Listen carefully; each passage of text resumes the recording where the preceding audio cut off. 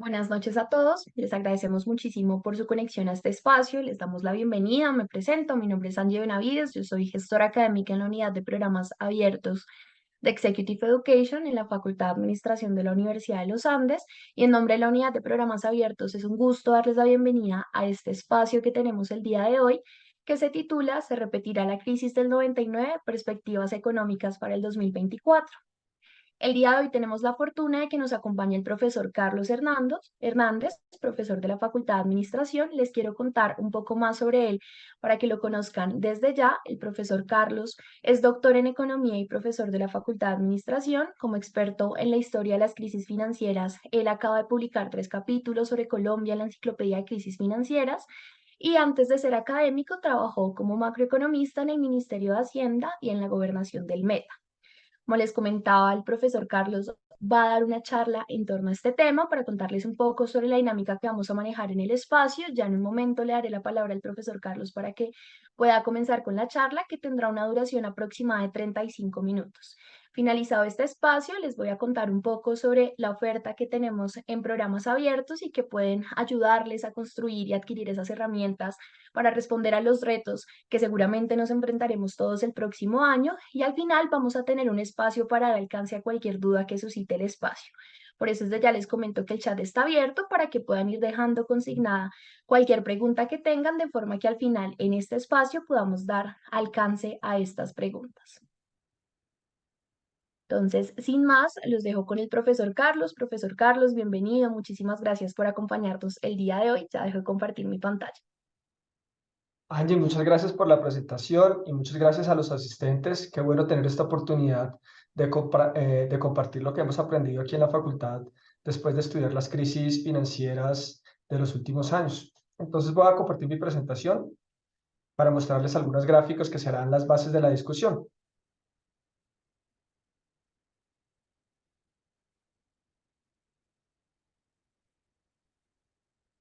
Bueno, el título de esta presentación es ¿Se repetirá la crisis del 99? Entonces lo que vamos a hacer en esencia es mirar tres crisis, la de 1982, la de 1999 y la de la epidemia del COVID, y mirar qué similitudes hay entre esas crisis y lo que se viene para el próximo año, a ver qué podemos predecir a partir de lo que nos ha enseñado la historia. Quisiera comenzar con este gráfico acá, que es la gráfica del crecimiento del PIB per cápita en Colombia en los últimos 120 años. Lo que yo quisiera resaltar de este gráfico es que hemos tenido pues varias recesiones, que son las que están en color gris, y varias epidemias, que son las que están en color amarillo. Y dentro de todas esas recesiones y epidemias que están en esa gráfica, en términos de su amplitud en un año, en reducción del PIB, las dos más grandes son la crisis del 99 y la crisis del COVID. Sin embargo, esas dos crisis son muy diferentes entre sí, como ya se ve en la gráfica y veremos un segundo de forma más detallada. Una cosa que yo resaltaría de la crisis del COVID de hace 2 años es que esa caída no se ve en las demás epidemias que tuvimos a lo largo del siglo XX, ni siquiera en las de 1910. Entonces, gran parte de esa caída, pues no es probablemente fue, digamos, causada directamente por la epidemia en sí mismo, sino por el tratamiento que se le dio en particular, los encierros y cuarentenas que hubo. Sin embargo, pues como fue una restricción artificial en la economía, tan pronto terminó esa caída, tan pronto volvimos a trabajar, pues se recuperó la economía muy rápidamente. Entonces lo que vamos a hacer es mirar las gráficas en términos de su intensidad y su largo. Entonces lo que estoy mostrando en esta gráfica es cómo se comportó el PIB per cápita a lo largo del tiempo en cada una de esas epidemias y crisis que vimos hace un segundo. Entonces, cada una de esas epidemias o crisis son una de las líneas que están ahí. Es un índice construido de tal forma que el año anterior al inicio de la crisis o epidemia toma el valor de 100 y el resto de la línea pues se puede entender como un porcentaje frente a ese punto inicial. Entonces miremos por ejemplo el 2020. Entonces podemos ver que el PIB per cápita durante 2020 fue alrededor del 92% del PIB per cápita del año anterior. Y ahí podemos ver dos cosas muy claras. La primera es que en términos de intensidad, las dos más grandes son la del 2020 causada por el COVID y la de 1899 que ocurrió en una situación totalmente extraordinaria, una guerra civil fuertísima entre el Partido Liberal y el Partido Conservador que dejó totalmente destruido el país.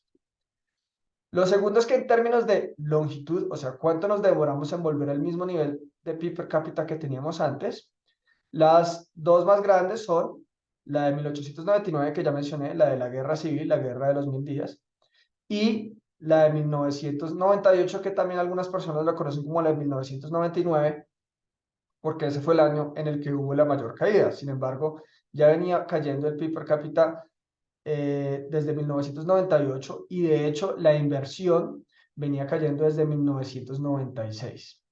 Esas son las dos crisis más grandes, más largas que hemos tenido, la de 1998 y la de 1899. También hubo una en 1940, pero eso es un factor muy externo que fue la Segunda Guerra Mundial. Entonces, la esencia de esta presentación va a ser mirar a tres crisis, la de 1982, 1998 y 2020, que pueden representar tres posibles destinos que estamos mirando en el espejo. Entonces, comencemos con la de 1982, a ver qué pasó en el 82 y en qué se parece o se diferencia la crisis de hoy en día. La crisis de 1982 fue leve en su amplitud, pero alcanzó a ser larga, ¿sí? Durando alrededor de 3 años. ¿Por qué ocurrió? En 1981, la Reserva Federal de los Estados Unidos, buscando precisamente detener la inflación, hizo un aumento sustancial en las tasas de interés. Ese aumento en las tasas de interés fue catastrófico en el resto de América Latina, en Argentina, en Chile, en Brasil, en México. Ocurrió lo que se llama la crisis de la deuda o la década perdida porque tuvieron unas recesiones muy grandes. Y Colombia es el país para mostrar de esa época. En comparados con el resto de América Latina, Colombia le fue relativamente bien y de hecho teníamos todo para que ni siquiera tuviéramos una caída fuerte en el PIB. ¿Por qué? Por ejemplo, en la década anterior habíamos tenido una gran bonanza cafetera que había permitido acumular reservas internacionales y por lo tanto el país no estaba muy endeudado en comparación con los demás países. Sin embargo, a pesar de esa ventaja y otras múltiples ventajas que han encontrado los historiadores económicos para Colombia, alcanzó a haber una gran crisis financiera que cobró la vida del banco más, pues digamos que hizo que se quebrara el banco más importante en esa época, que se llamaba el Banco de Colombia, que tuvo que ser intervenido por el gobierno nacional, nacionalizado, oficializado es el término, digamos, más apropiado para la época, y después vuelto a revender. Lo mismo ocurrió con otros 7 bancos que se quebraron durante la crisis. Hubo una gran crisis financiera causada en esencia por el mal manejo de los bancos. Entonces ocurrió un fenómeno que se llamaban los autopréstamos, en el que los dueños de los bancos se prestaban a sí mismos la plata de los ahorradores para comprar otras compañías. Y esto ocurrió en múltiples bancos, tanto pequeños como grandes. En respuesta a esa crisis, hubo un fuerte cambio en las regulaciones buscando precisamente que ese conflicto de interés no llevara a crisis, de tal forma que hoy en día está mucho más limitado ese uso de los recursos de los ahorradores para beneficio de los accionistas de los bancos. Y hay una serie de regulaciones prudenciales que evitan que los bancos concentren su cartera en la magnitud que estaba concentrada en esa época. Entonces, el mayor peligro, que es el mal manejo de los bancos, realmente hoy está evitado para el caso colombiano, primero por la regulación y segundo porque los mismos bancos han mejorado sus mecanismos de medición del riesgo y de entrega de créditos en comparación con lo que había en 1982. Es por esta razón que yo dudo mucho que nosotros tengamos un episodio parecido al de 1982, gracias a la regulación y las, digamos, capacidades que han construido los bancos. Miremos ahora la crisis del 99. Entonces, en la crisis del 99 sí tenemos algunos aspectos que son parecidos al de hoy en día, como vamos a ver en un segundo. Hay una diferencia importante, sin embargo, y es a principios de 1998 y durante 1999 hubo una crisis internacional de magnitudes grandísimas. Se quebraron múltiples economías en Asia, se quebraron múltiples empresas y gobiernos en Rusia, Argentina, Brasil. Entonces hubo en general una crisis generalizada de mercados emergentes, no en los países desarrollados, pero sí en los mercados emergentes, que hizo que salieran un montón de capitales del país. Y Colombia en esa época era muy vulnerable a esa salida de capitales porque los hogares estaban muy endeudados, las empresas estaban endeudadas y endeudadas en dólares, y además, pues el gobierno había aumentado su déficit fiscal sustancialmente. Entonces, lo que nos quisiéramos preguntar ahora es, bueno, ¿y cómo estamos hoy en día frente a la situación de 1999, que llevó un desenlace catastrófico, como se puede ver en esta gráfica, que nos tomó 7 años para recuperar el nivel de PIB per cápita que teníamos antes de la crisis?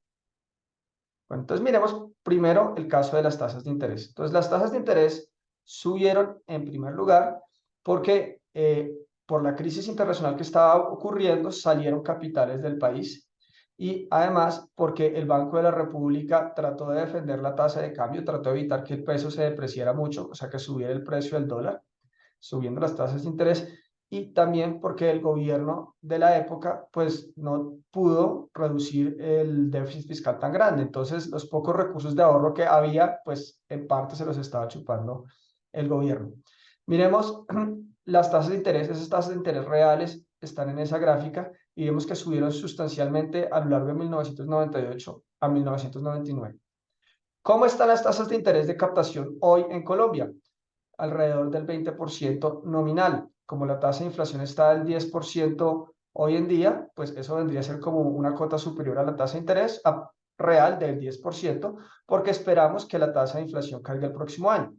Entonces, aun si la tasa de inflación cae, digamos, a un 8%, la tasa de interés ex post sería alrededor de 14%, que no llega ni de lejos a los niveles de tasas de interés que hubo en la crisis del 99. Entonces, por el lado de tasas de interés, no estamos tan mal como en el 99, aunque yo quisiera aclarar que habría que ver qué va a pasar con los flujos de capitales y con la economía internacional. Para Colombia ha sido una salvación que la economía internacional va todavía muy bien, con Estados Unidos creciendo rápidamente, y la verdad todavía no se ven ventarrones de crisis. De hecho, Brasil está yéndole muy bien. O sea, el sector externo nos está apoyando. Habría que ver qué va a pasar una vez Japón comience a subir sus tasas de interés, porque en este momento pues están entrando todavía capitales a países emergentes, no tanto a Colombia, pero el resto de países emergentes. Y entonces, digamos, mi afirmación acá es que las tasas de interés se espera que sean más bajos que en el 99, siempre y cuando no pase algo raro en los mercados internacionales. ¿Listo?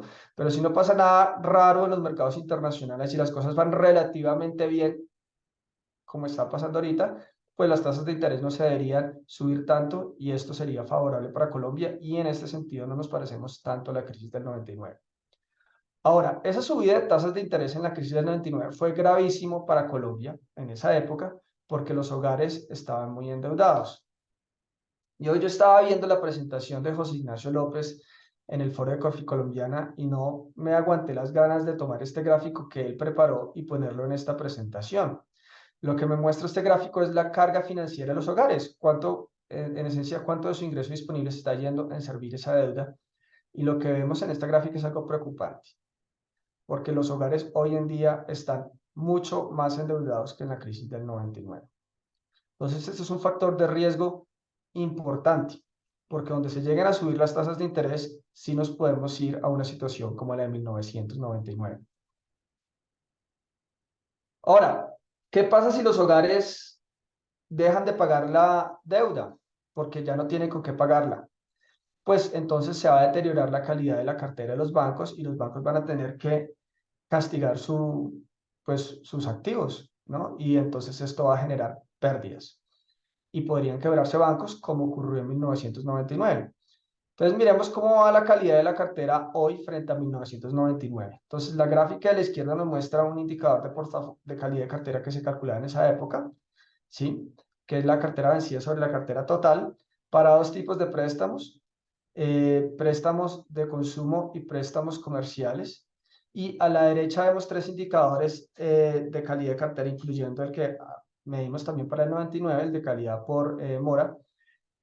Y vemos que estos indicadores están mejores que en el 99, ¿sí? Y son de niveles, digamos, cercanos un poquito, pero siguen siendo más bajos que lo que había en 1996. Entonces, la calidad de cartera de los bancos por el momento no está tan mal como en 1999. Esto probablemente se debe primero a que ha mejorado sustancialmente la regulación bancaria. Como les decía, la regulación bancaria en Colombia ha evolucionado en respuesta a las crisis. Primero la crisis del 82 para evitar todos esos conflictos de interés. Luego la crisis del 99 para evitar, digamos, la mala asignación de créditos. Y también porque los bancos han aprendido a, pues, asignar el riesgo de cada potencial préstamo de mejor forma y a desconcentrar su cartera de préstamos. Entonces vemos por el momento que la calidad de cartera de los bancos no está tan mal como en 1999. Y menos mal porque en el 99 hubo una crisis de grandes proporciones. Entonces hubo varias liquidaciones, tanto de bancos estatales como de bancos privados, que terminaron siendo absorbidos por el Estado y privatizados luego. Hubo una corrida contra la vivienda en el que se ocurrió rumores de que la vivienda se iba a quebrar y afortunadamente con la ayuda de la mecanismo de prestamista de última instancia del Banco de la República, el banco logró sobrevivir a esa corrida y hubo una serie de fusiones que llevaron a la concentración bancaria alta que vemos hoy en día. Entonces, y además, como uno de los protagonistas de la crisis del 99 fueron los créditos hipotecarios, porque los hogares estaban muy endeudados para compra de vivienda a tasa variable, pues muchos de los hogares no pudieron pagar esos préstamos y eso hizo que la cartera de vivienda cayera sustancialmente. A mí este gráfico de Castaño en la verde, en Morales y Yaruro me llama muchísimo la atención porque muestra que inclusive para 2012 la proporción de la cartera de vivienda sobre el PIB era mucho más bajo que lo que alcanzó a hacer en diciembre de 1998. O sea, para diciembre de 1998 los hogares estaban extremadamente endeudados para compra de vivienda. Con la crisis, muchos de esos hogares perdieron sus viviendas y se demoró muchísimo, muchísimo en recuperarse esa, esa digamos, cartera de vivienda en Colombia. Y finalmente tenemos aquí una gráfica para 2024 y que nos muestra, digamos, la muy positivamente sorprendente recuperación que tuvimos en respuesta a la crisis del COVID, ¿no?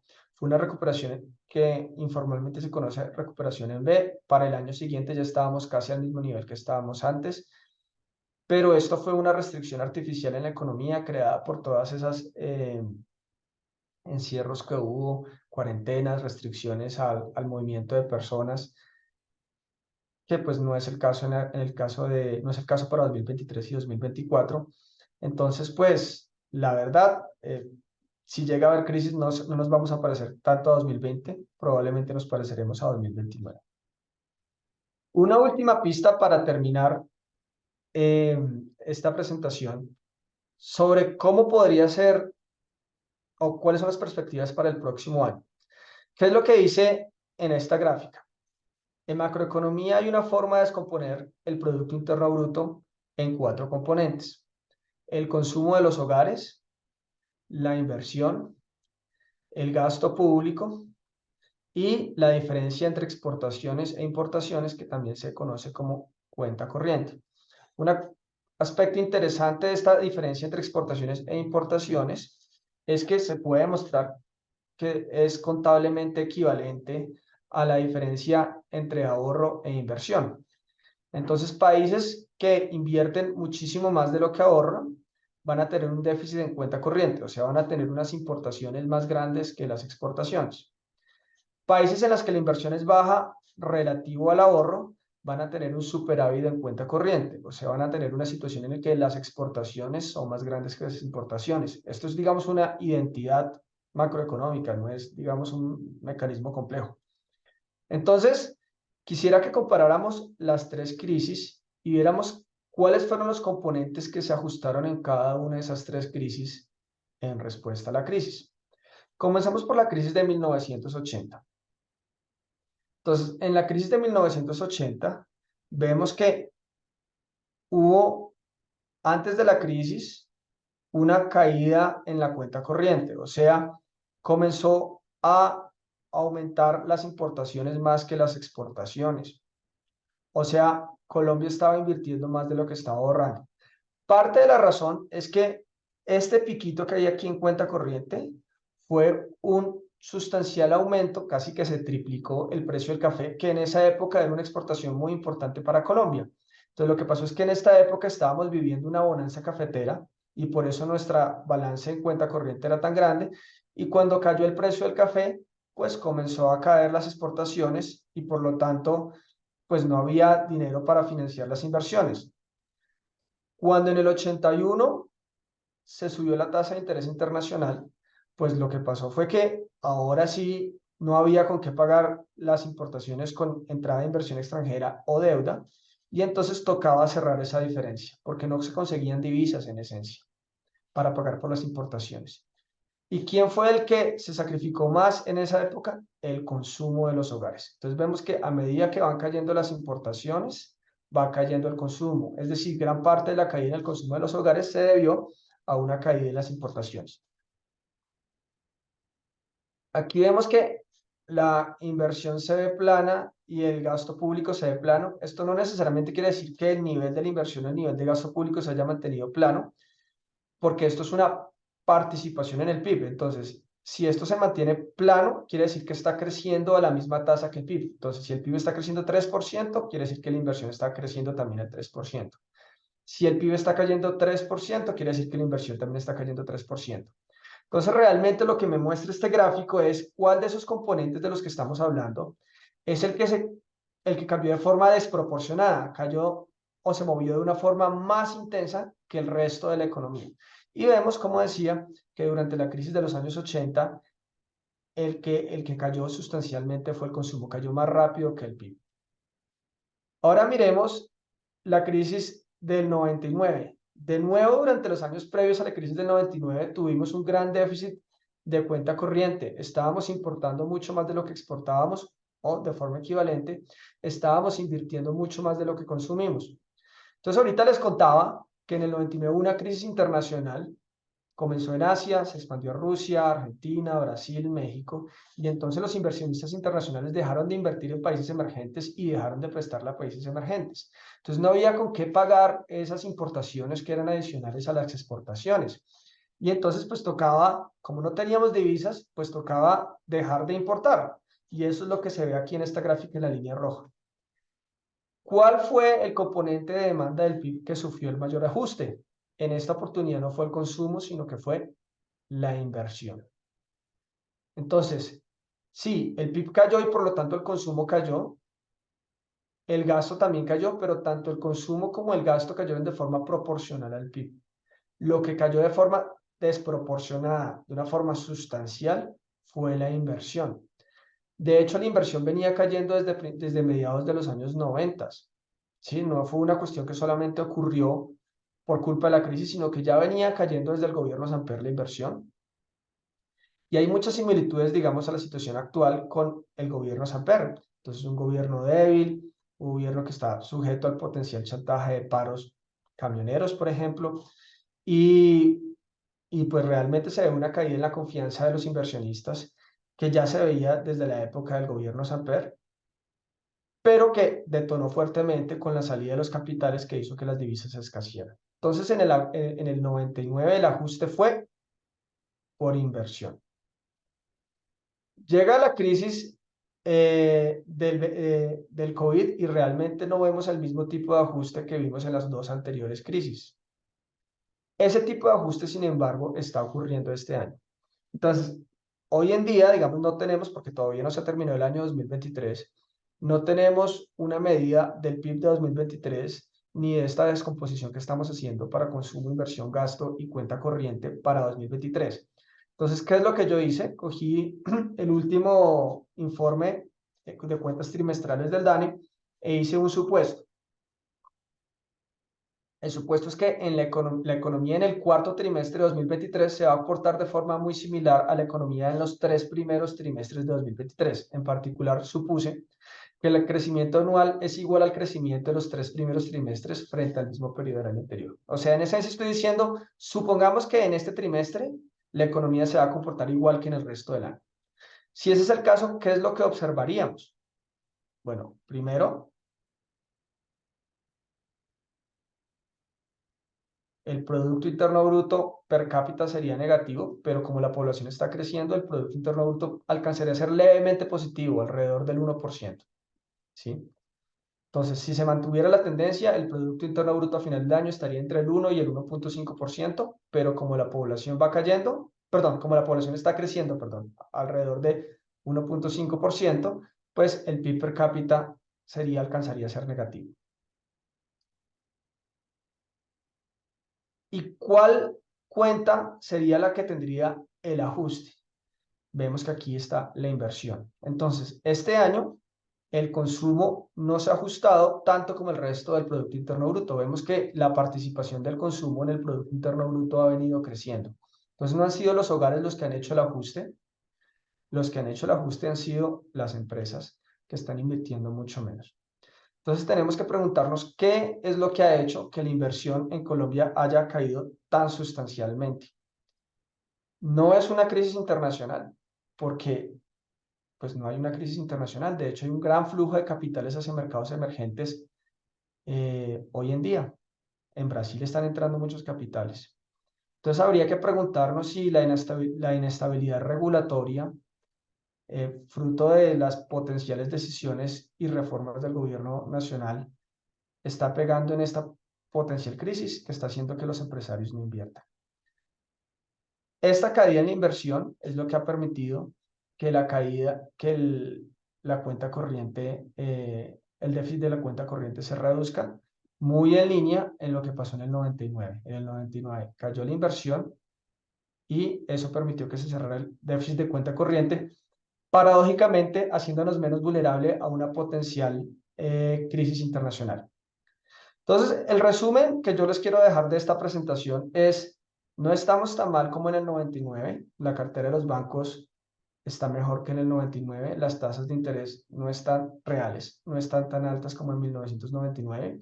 Hay una importante fuente de vulnerabilidad que es el alto endeudamiento de los hogares y la incertidumbre frente a las decisiones del gobierno nacional que puede estar explicando esta caída en la inversión. Donde llega a haber una crisis internacional que haga que los capitales salgan de Colombia aún más, eso va a hacer que se cierre aún más fuerte eh, el déficit de cuenta corriente, potencialmente empeorando la caída en la inversión y potencialmente haciendo que el consumo baje.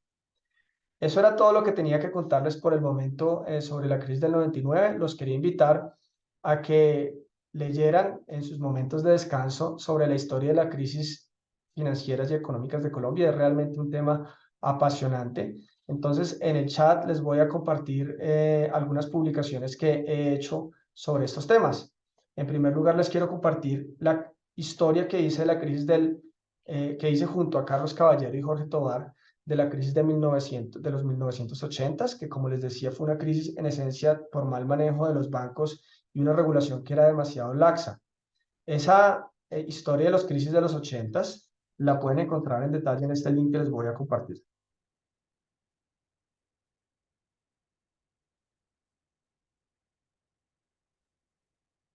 Y además, junto con Edwin López, publicamos en la Enciclopedia de Crisis Financieras un resumen de cómo fue la experiencia de Colombia durante la Gran Depresión, cómo fue la experiencia de Colombia durante la crisis de los 1980 y cómo fue la experiencia de Colombia durante la crisis de los 1990.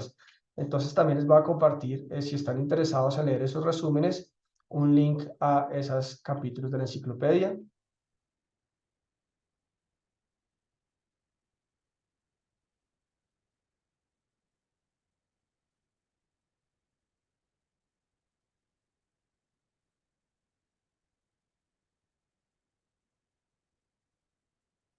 Y pues espero pues de todo corazón pues que los disfruten, es realmente apasionante.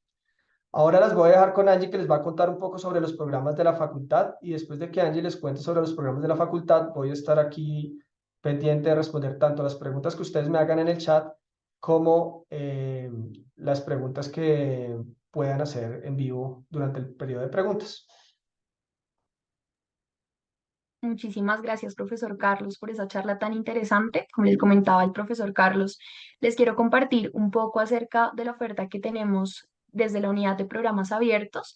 Como seguramente lo pudimos reconocer en la charla, realmente este momento de fin de año normalmente trae consigo esas preguntas sobre qué es lo que va a pasar el próximo año y cuál es el panorama desde distintos frentes. En esta ocasión conservamos sobre ese panorama directamente desde el frente económico.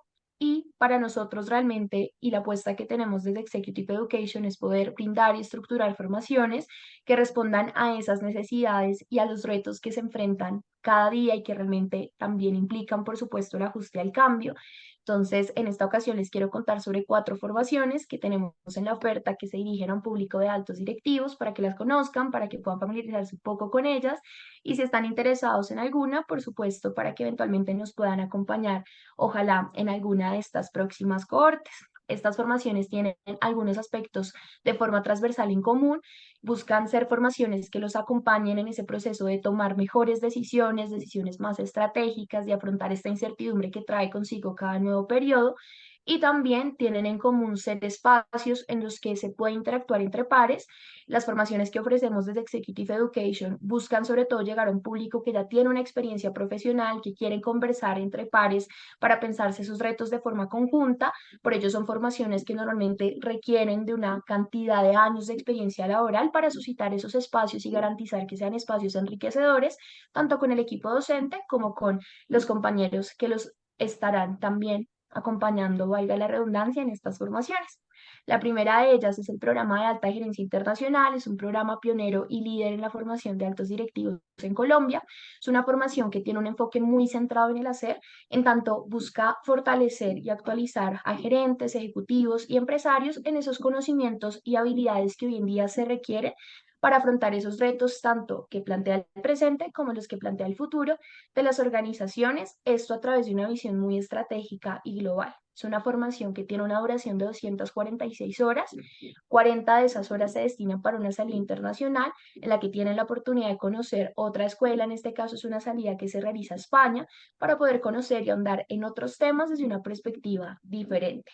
Las próximas cohortes que tenemos en este momento están programadas para tener lugar en mayo. Es una cohorte presencial que se va a hacer en Bogotá y en septiembre, que es una cohorte blended, que implica que hay un componente virtual y un componente presencial que también se va a realizar en Bogotá. En segundo lugar, tenemos la formación de alta dirección en gestión y liderazgo estratégico. Es una formación que también está dirigida a un público de altos directivos, pero que tiene un enfoque mucho más centrado en el ser. Realmente este programa busca ser ante todo una experiencia transformadora de vida, tanto su objetivo sobre todo es poder contribuir a que las personas interioricen y aprendan sobre esas dimensiones humanas que son tan fundamentales y de las que depende en última instancia la generación de valor en las organizaciones, aunque a veces esto no resulte tan evidente. Es una formación que tiene una duración de 220 horas, 16 horas se destinan para una inmersión que se realiza en Villa de Leyva, es una inmersión en la que se tiene la oportunidad de profundizar mucho más en los temas que se abordan para vivirlos también desde una perspectiva diferente con los compañeros. Las próximas cohortes en este momento están para abril, una cohorte completamente presencial en Bogotá, en mayo también presencial en Bogotá y tenemos una cohorte prevista para agosto que se va a realizar de manera 100% presencial en Medellín. La tercera formación es Alta Dirección en Sostenibilidad Empresarial. Es un programa que busca responder a esos retos que plantea el presente desde este ángulo y desde esta preocupación de la sostenibilidad. Esperamos que con esta formación puedan comprender cuál es esa relación de los negocios, de la naturaleza y la sociedad, sobre todo para preparar la organización del futuro. Es un programa que tiene una duración de 182 horas, 24 horas se realizan para una inmersión, es una inmersión que se hace a la Amazonía colombiana para poder vivir y ver sobre todo en la práctica estos temas directamente y repensarse esos retos que plantea la sostenibilidad. La próxima corte está para agosto del próximo año, es una corte que se realiza en modalidad semipresencial, también en Bogotá. Y el último programa del que les quiero hablar es el programa de juntas directivas y gobierno corporativo. Es una formación que se dirige y sobre todo que busca dar y contribuir a que las juntas directivas asuman ese liderazgo de una forma mucho más estratégica y responsable, porque se concibe este liderazgo como un elemento indispensable de un buen gobierno corporativo que sobre todo sea estratégico, profesional y que sea también confiable. Es un programa que tiene una duración más acotada de 70 horas, se destinan 4 horas para el trabajo autónomo. Tenemos varias cohortes previstas para el próximo año. En abril tendremos una presencial en Bogotá, en mayo una cohorte completamente virtual y en septiembre una cohorte semipresencial que va a tener su componente de presencialidad en Medellín. Entonces, como les comento, la idea sobre todo es que puedan conocer las oportunidades que plantean estas formaciones. En el chat ahorita les van a estar compartiendo un formulario para que si están interesados nos puedan dejar sus datos, nos puedan contar de cuál formación quieren recibir más información para poder acompañarlos en ese proceso de resolución de cualquier duda, orientación sobre la oferta que tenemos en este momento. Y también si prefieren escribirnos directamente allí, les vamos a dejar los datos para que lo puedan hacer. Entonces, cualquier cosa igual quedó pendiente en caso de que haya alguna pregunta sobre esto. Allá Alejandra les acaba de compartir la información y mientras tanto, como les comentaba el profesor Carlos, la idea es poder acompañar y aprovechar estos últimos minutos para conversar sobre las dudas que nos han dejado en el chat. Entonces, por ahora, dejo de compartir mi pantalla.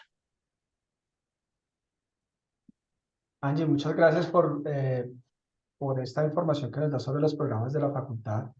Ahora paso entonces a conversar con las personas del grupo sobre preguntas que ellos tengan. Entonces voy a comenzar por las preguntas del chat. Julián Rivera pregunta, la reforma tributaria que impacta principalmente a la clase media, ¿qué impactos generará en el consumo para 2024 y 2025? Bueno, yo comenzaría un poco discutiendo la premisa, ¿no? Digamos, si bien la reforma tributaria afecta a todos los hogares, inclusive a los más pobres, vía efectos de dispersión, el principal afectado no es la clase media, es la clase alta. Es una reforma que, si bien es fuerte, es claramente progresiva, lo que quiere decir que afecta más alto a los ingresos altos de la población. Entonces, haciendo esa aclaración, sí tendrá un efecto importante en el consumo. Yo creo que cuando la gente se dé cuenta de la magnitud de los aumentos, pues le va a tocar reducir sustancialmente su consumo para poder pagar esos impuestos, ¿sí? Ahora bien, el nivel de gasto que plantea el gobierno es mucho, mucho más alto que lo que se alcanzará a cubrir con la reforma tributaria, especialmente después de que se cayeron esos artículos de la reforma tributaria que se cayeron este mes, en particular el de las regalías, y también teniendo en cuenta que muchos de los proyectos, digamos, supuestos que está utilizando el gobierno nacional para proyectar el déficit fiscal no necesariamente se tiene que cumplir. Por ejemplo, hay un grupo importante, no me acuerdo cuánto es, sobre litigios, pero pues no sabemos si vamos a ganar o perder esos litigios. Entonces, realmente hay otro factor que puede ser importante, y es que con el aumento en gasto que el gobierno sustentó por el supuesto aumento en ingresos que iba a haber, pues que está ocurriendo, pero el aumento en gastos puede llegar a ser más grande que el aumento en el ingreso, pues va a entrar el gobierno a disputar los recursos con el sector privado, ¿sí? Entonces hay un ahorro que puede ser interno o externo, y ese ahorro se va al sector público o al sector privado. Y pues en este momento no es tan grave porque todavía hay una situación externa favorable. Las tasas de interés en Japón todavía son bien bajas, entonces todavía hay inversionistas que están haciendo carry trade hacia Latinoamérica, están invirtiendo, comprando bonos en Latinoamérica, menos en Colombia, pero en Latinoamérica en general. Si se llegara a reversar esa situación, comenzaran a salir flujos de recursos de América Latina, incluyendo a Colombia, y por lo tanto subieran las tasas de interés, pues estaríamos en una situación muy difícil porque esos recursos escasos que todavía quedarían en Colombia entraría a disputárselos el gobierno con el sector privado. Entonces yo realmente pues estoy preocupado, ¿sí? Porque estamos vulnerables, digamos, si la situación actual se mantiene, o sea, el crecimiento en Estados Unidos está espectacular, ¿sí?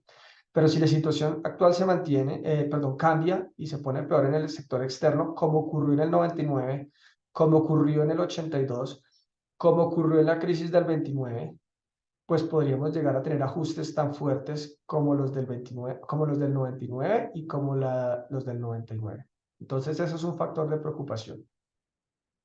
Julián Rivera también me pregunta cuál puede ser el pronóstico. Entonces, es un pronóstico condicional. Si la situación externa sigue como va, no tendríamos, y digamos el gobierno no logra, digamos, aumentar su poder sustancialmente de pasar reformas, podríamos tener una caída suave, ¿sí?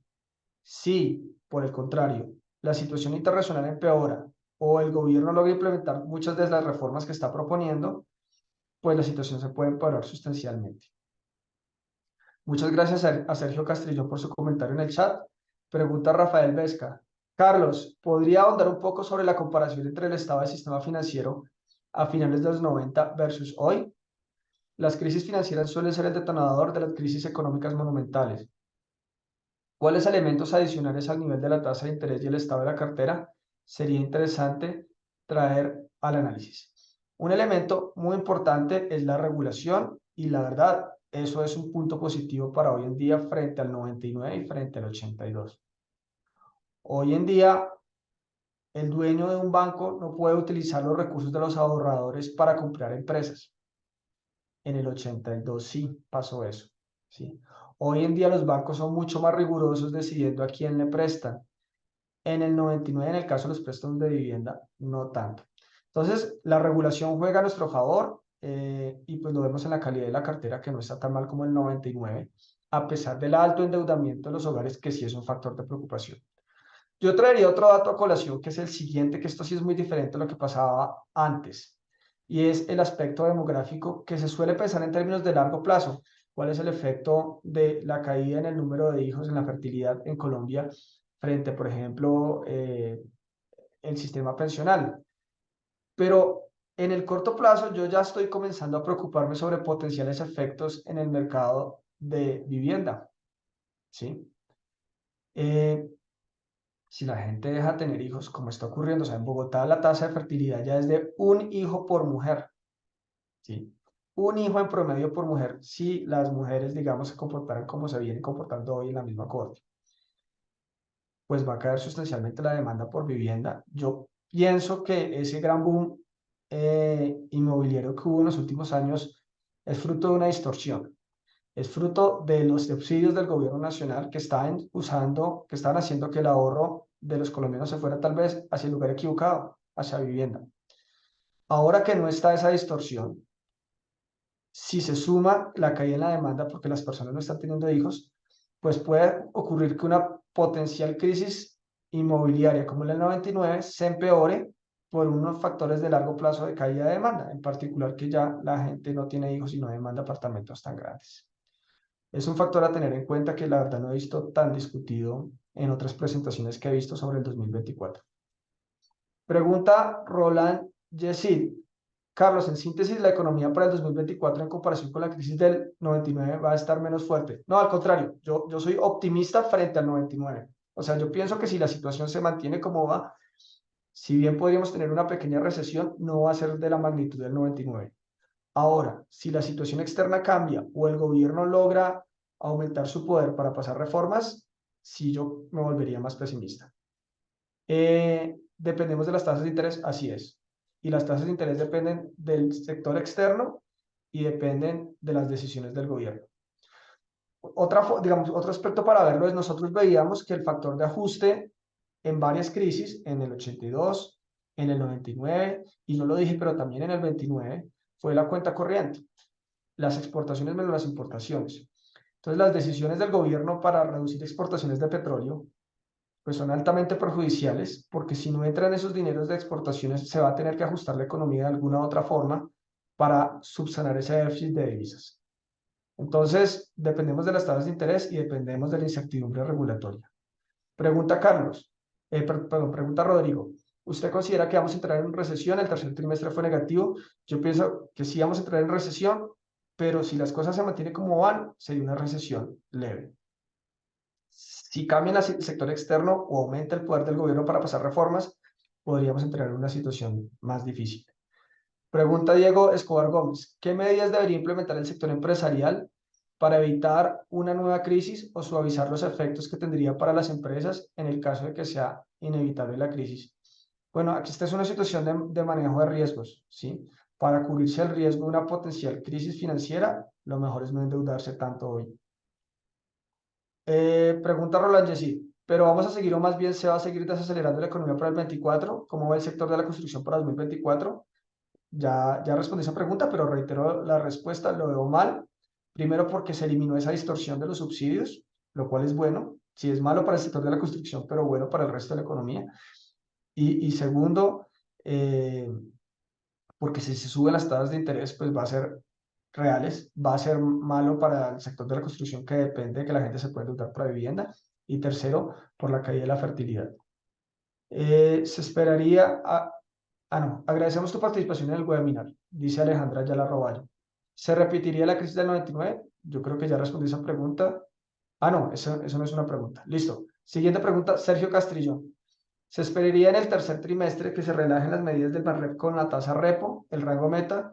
¿Qué se podría esperar de la regla fiscal con las últimas noticias, el nivel de deuda? ¿Qué percepción tiene usted respecto a la situación para Colombia? Bueno, respecto a las decisiones del Banco de la República, yo pienso que es momento ya de comenzar a bajar las tasas muy lentamente, eh, porque la inflación, en mi opinión, está explicada principalmente por factores de oferta. Sin embargo, hay un aspecto de expectativas y por eso yo no recomiendo bajar las tasas rápidamente, solamente muy, muy lentamente desde ya. Sin embargo, mi percepción de la posición de la Junta es que la Junta es más conservadora que yo y tiene miedo de que una reducción en las tasas acelere la inflación vía expectativas y por eso probablemente ellos lo van a hacer más lentamente y solo van a comenzar a bajar tasas a mediados de 2024, un poquito antes de mediados de 2024. Sobre la regla fiscal ya respondí. La verdad, el gobierno está contando ovejas que no tienen, ¿sí? Los ingresos tributarios sí están subiendo, pero no creo que suban al nivel del gasto que propone el gobierno, como por ejemplo con la reforma a la salud.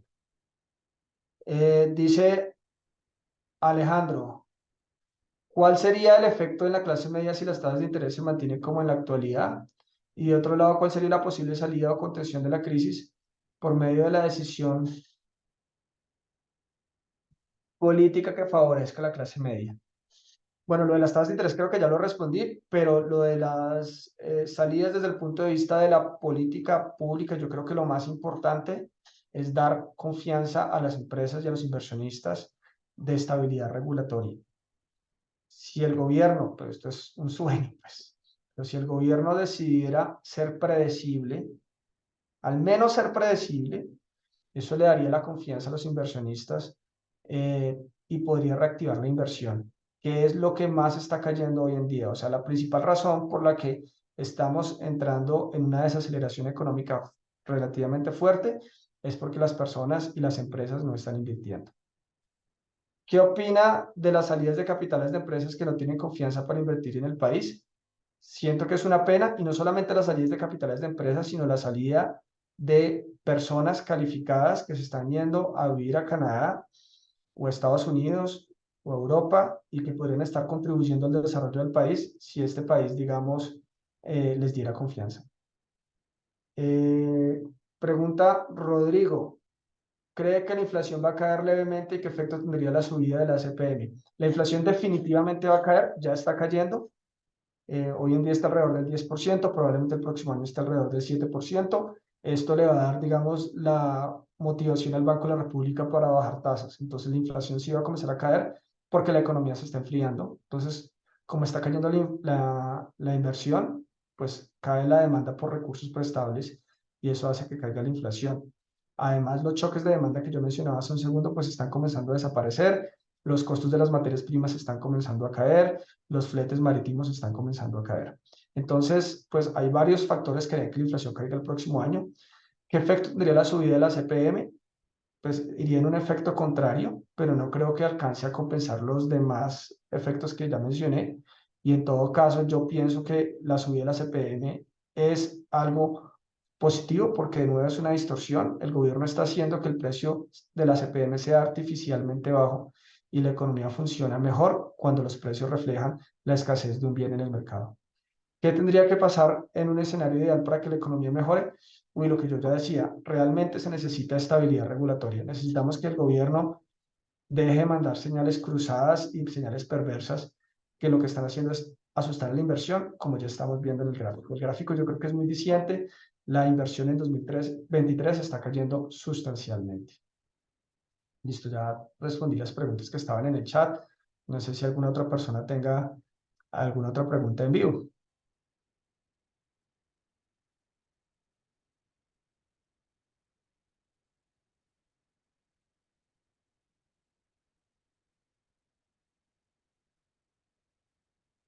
¿Alguien más tiene alguna pregunta?